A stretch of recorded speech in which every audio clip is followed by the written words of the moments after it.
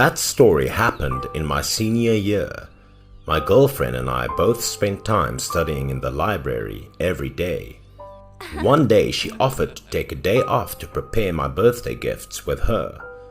Hearing that, I teased her that just wrapping her in my gift box would be fine. So she pinched my ears and said that I had some shady intentions in mind, right? I looked at her and said that she and I had known each other for a long time and should also consider getting married. I told my girlfriend that I didn't care much about my birthday because I looked quite old compared to the other students. By the way, I told her the story that made me miss school for 2 years and had a bad impression of my birthday. On my 12th birthday, my mother asked me to wear a red triangular paper bag.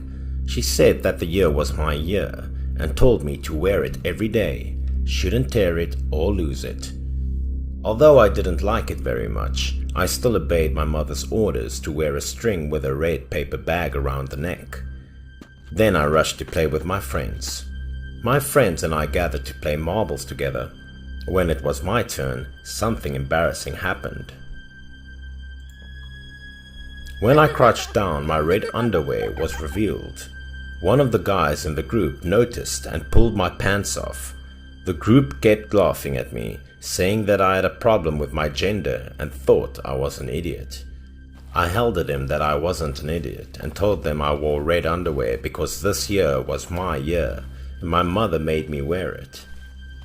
At this time, another guy living next door to my house confirmed that my mother had given me a red amulet and the underwear was related to that amulet.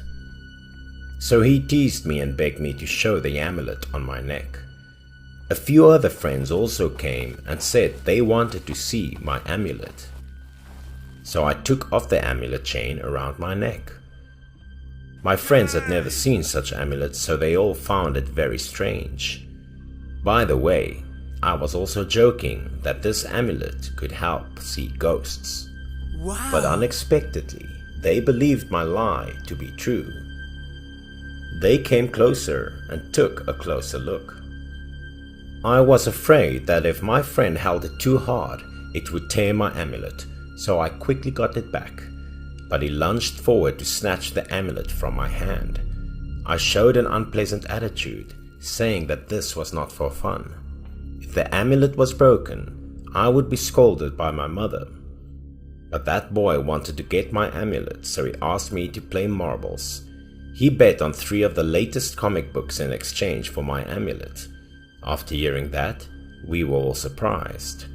I had long wanted to read the 3 comic books he talked about, but he wouldn't lend it to us.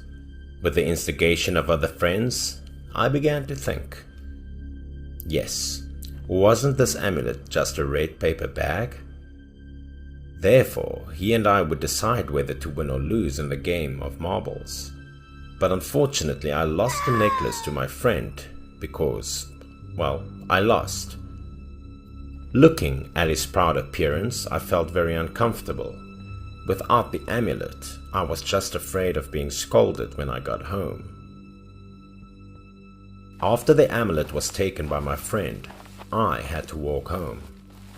When I got home, I kept quiet for fear that my family would find out that I had lost the amulet. Luckily, they didn't notice. For the next few days, my life went on as normal. Until the following weekend, we arranged to bake sweet potatoes on the hill where we used to go.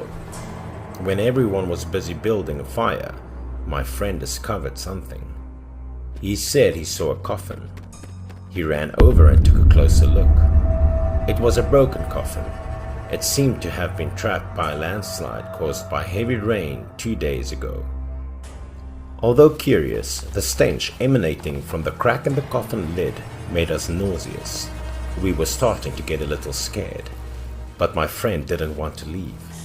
He stood still, his eyes fixed on the crack in the coffin.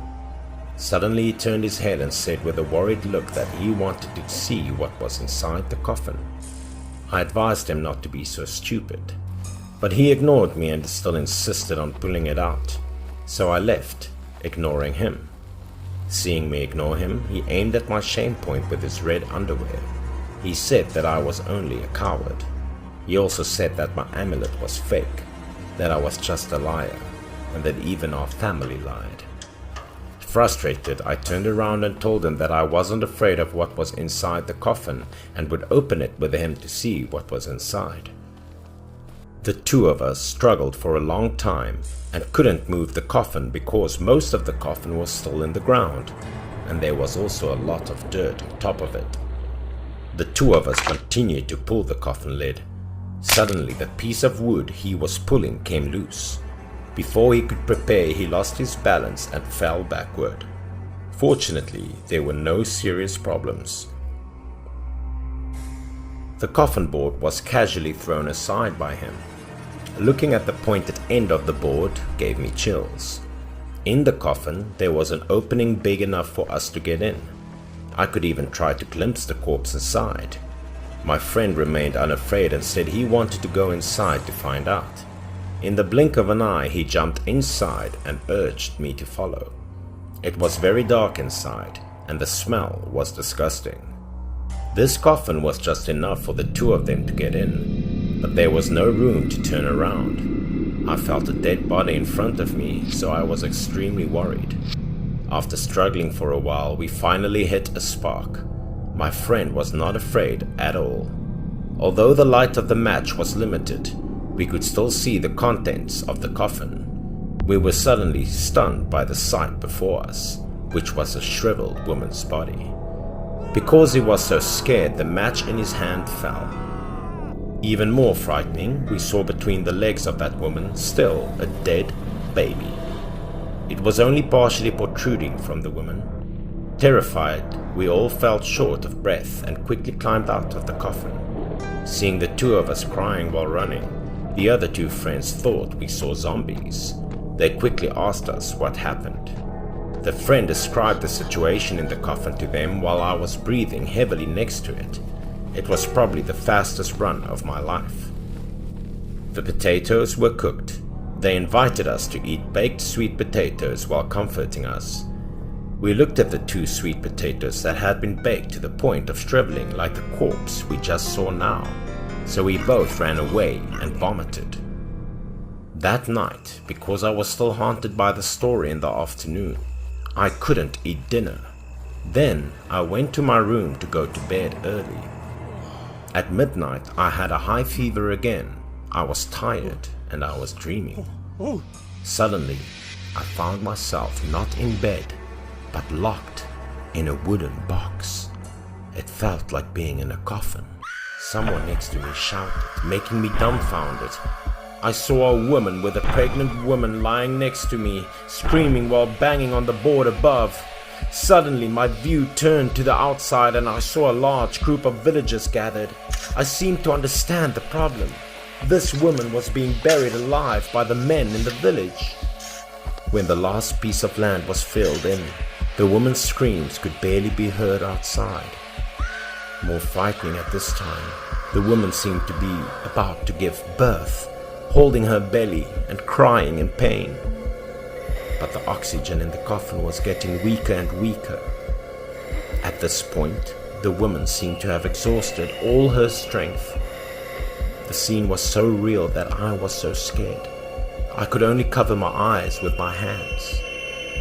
In my dream, I vaguely heard my mother calling my name. At this time, I had a very high fever and my whole body was hot. My grandmother and mother were very worried. Grandma seemed to have discovered something. She sadly looked at my condition. In the blink of an eye, she discovered that the amulet on my neck was missing. My grandmother quickly went out in a hurry. Moments later, my grandmother came home with a red amulet in her hand. It turned out that she went to my friend's house to get it back.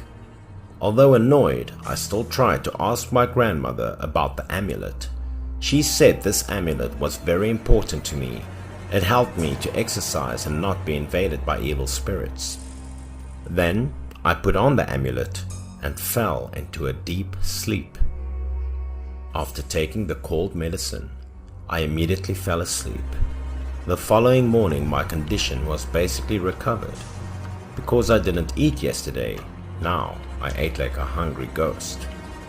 At this time, the friend we had baked sweet potatoes with the day before came running over and said that the friend who robbed my amulet was dead.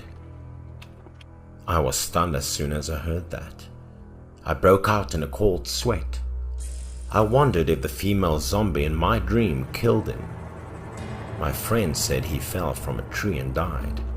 Now the whole village was gathering to see the situation. More frightening, this was where we saw the coffin earlier. As we passed through the crowd, we saw his parents crying over his body. We were also shocked because his death was so tragic. He died because the wooden coffin lid was broken and thrown aside by him.